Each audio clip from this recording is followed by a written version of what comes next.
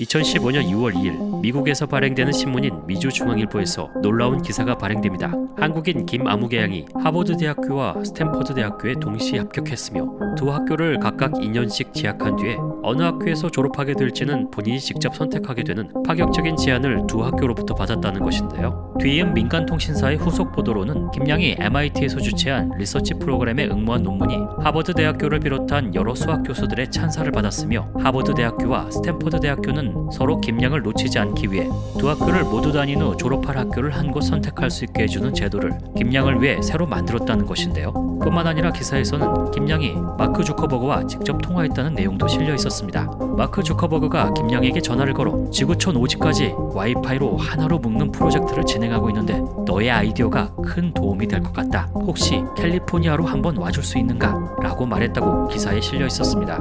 이후 이 기사와 관련하여 국내에서 보도된 내용들은 대부분이 다른 특별한 증거 없이 위의 두 기사의 내용들을 엮어서 내보낸 기사들이었죠. 하지만 얼마 지나지 않아 김 양의 주장이 조작된 것이 아니냐는 의혹이 제기되었는데요. 처음으로 의혹이 제기된 곳은 서울대학교 대나무숲이었습니다. 김 양의 논문이 2005년에 발표된 다른 논문과 큰 차이가 없는 표절 논문이라는 점, 그리고 김 양이 수상하였다고 알려진 미국 수학 올림피아드 수상자 명단에 김 양의 이름이 없다는 점을 근거로 하여 김 양의 주장이 조작된 것이 아니냐는 의혹이 생기게 되었죠. 그러자 김 양은 이에 대해 해명하기 위해 스탠퍼드 대학교 입학처장의 글이라고 주장하며 한 이메일을 공개하였는데요. 하지만 해당 이메일은 명문대학교 입학처장이라고 보기 어려울 정도의 유치한 내용이었으며 글의 기본적인 문서 서식이나 들여쓰기조차 되어 있지 않은 것이 밝혀져 의혹은 더욱 증폭되었습니다.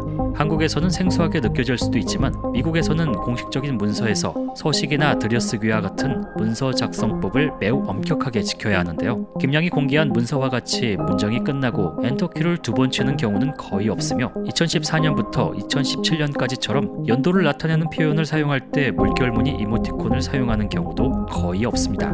미국에서는 연도 구간을 나타낼 때 일직선 형태로 되어 있는 문자를 사용하는 경우가 보통이죠. 연도를 나타낼 때 저러한 물결무늬 이모티콘을 사용하는 사람들은 대부분이 아시아계 사람들인데 김 양이 작성한 문서 안에서도 저 물결 표현이 사용되어 있었습니다. 김 양이 직접 문서를 조작하였다는 틀림없는 증거였죠. 김 양을 신뢰하던 일부 사람들도 이 물결 표현을 보고 조작되었다는 것을 확신하였다고 합니다. 뿐만 아니라 김 양이 주장한 하버드 대학교와 스탠퍼드 대학교 동시 입학의 진위 여부를 확인하기 위해 연합뉴스 기자가 직접 하버드 대학교 본부에 연락했으나 돌아온 대답은 김 양이 주장한 동시 입학 프로그램은 존재하지 않으며 김 양이 언론에 공개한 합격 증명서 역시 조작된 것이라는 답변이었습니다. 이어서 스탠퍼드 대학교에도 연락해보았지만 돌아온 대답은 하버드 대학교와 같았죠. 결국 김 양과 김 양의 아버지는 조작을 인정하고 사과문을 발표하게 됩니다. 김 양의 아버지는 중앙일보 워싱턴 지사의 기자 출신이었기 때문에 자신의 언론 관련 인맥을 활용하여 이번 사건을 일으킬 수 있었습니다. 김 양은 평소에도 자신이 조작한 성적표를 주위에 자랑하고 다니며 거짓말을 하고 다녔다고 하는데요.